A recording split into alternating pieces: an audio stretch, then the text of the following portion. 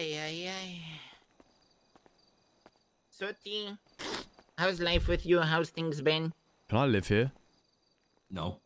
Okay. Good. How's the kids? How's the wife? How's the children? Any of that?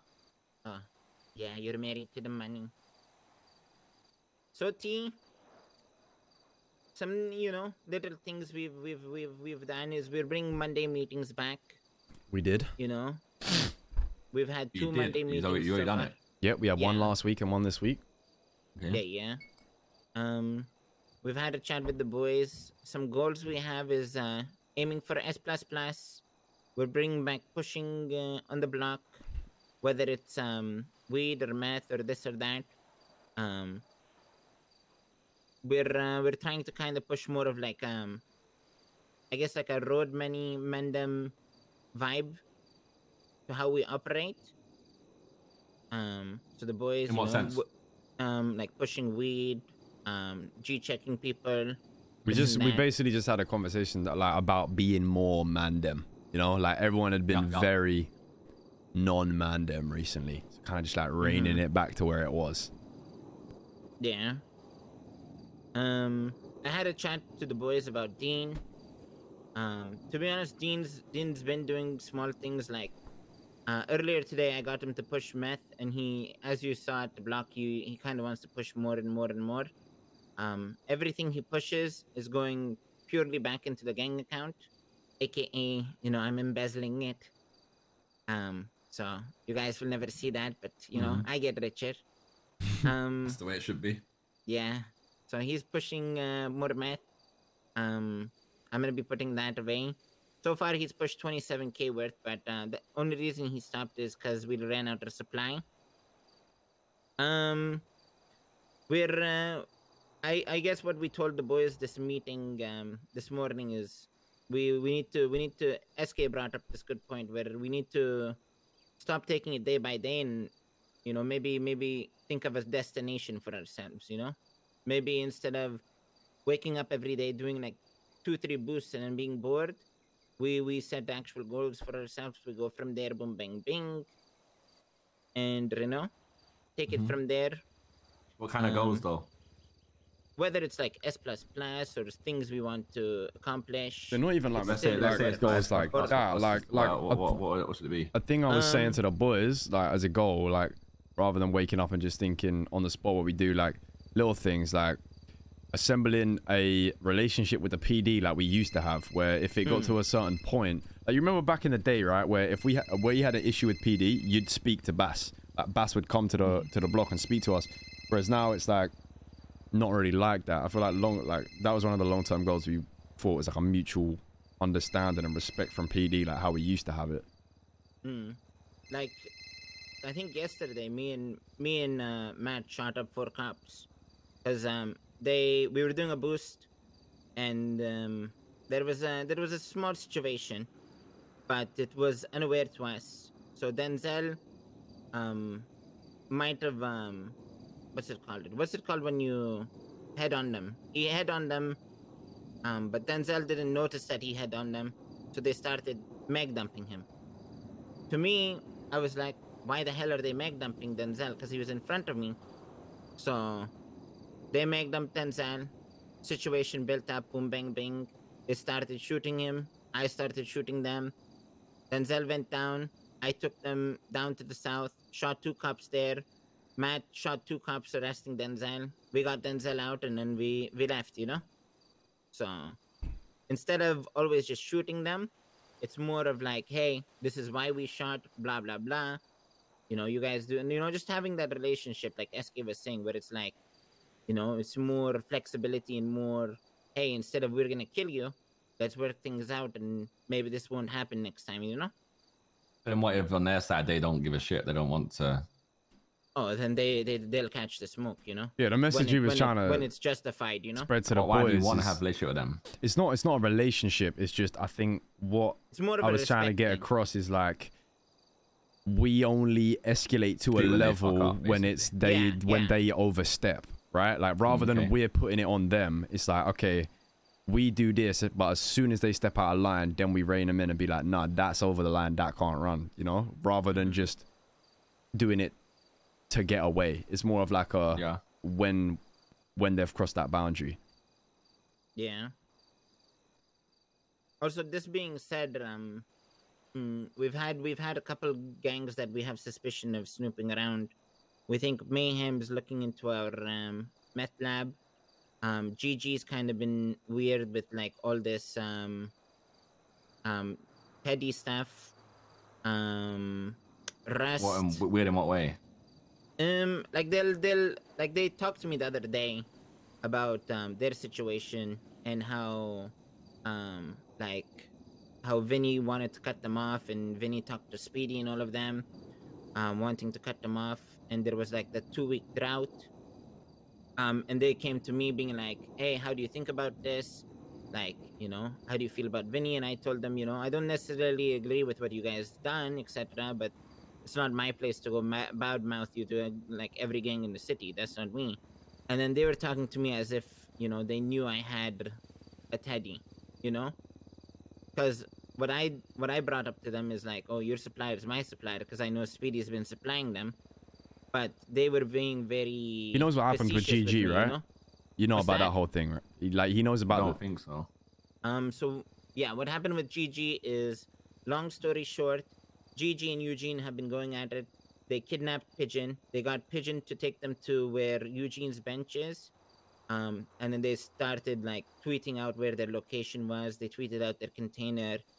Cops raided it, and like directly and indirectly, they technically just outed his bench, you know. So everyone they literally dry snitched. Yeah, it was all over the timeline. Like, they snitched on Eugene's bench. That's for the market, basically. Yeah. Yeah. Exactly. That's fair. Yeah. But since then, everyone's been a lot more, you know, eyes on who's got benches. Yeah. Especially GG. Like they've been moving. They're definitely trying to. I was saying to Patar earlier, it seems like they're kind of, because they've done it once and now the city knows they're capable of snitching on the bench, they're trying to find out everyone who has one so they can kind of like hold it above them a little bit, you know? Yeah. I guess just downplay it if ever, and be careful with ever using it. Yeah, I think we're trying to get it moved. I think we're gonna do. Yeah, I want to see if we can get it moved, just because CG and like, you know, street team and like, you know, a mix of like Hydra, all of them kind of know the location, because Dean would bring it to them, and he would, when, you know, when he went off and did his own thing, I know Pigeon used to use it, so you gotta get it moved then, basically. Maybe just don't use it until it's moved. Yeah, so like kind all of recent today, wasn't it, really? Yeah. Because Pigeon called and asked for, what was it? He called you and asked for like 70 Brownings, right? 70 Brownings, yeah. Yeah, we just basically figured that was not the good idea to even use it right now. It's not like we need the money at the moment. Yeah. So, we're not gonna use it until we like properly get it moved. Just use it to supply ourselves on like very rare occasions, and that's it. Yeah, I think I'm gonna go there one. Like you said, we don't need the money at all, so we could just like supply ourselves for now, and then, you know, wait till it kind of like see where it goes. Yeah. Yeah, I think I'm gonna go there like one last time properly, fill up our warehouse with shit, and then just leave it like that. And until we get it moved, we don't go there, you know. To be honest, it's been a while since I've seen you, and like we've had a chance to properly chit chat. SK, anything else you think I'm missing? Thinking what we touched on at the meeting. The respect thing for you is a thing that I brought up. I wanted to make sure that people like had. I think that's mainly with, if I'm gonna be honest, mainly with Matt, but some of the other boys too, you know. I think. Yeah, I basically brought up like I feel like people need to have more respect for Patar, and because you know how like Patar is obviously very nice, but people take that advantage to a certain extent. In what way though? Just not listening to what he has to say. Unimportant matters. Yeah, I would day to day, right? Because day to day sometimes like everyone's pissing about, like. You know. No, I would say not necessarily day to day. It doesn't really matter, but like I mean, at least for a couple of people, it would be like somewhat serious matters. It's not like super deep, but just like I think there's, you know, people don't feel like they need to listen. But Patar's just trying to do what's right for the gang, and they just see it as him waffling. Okay.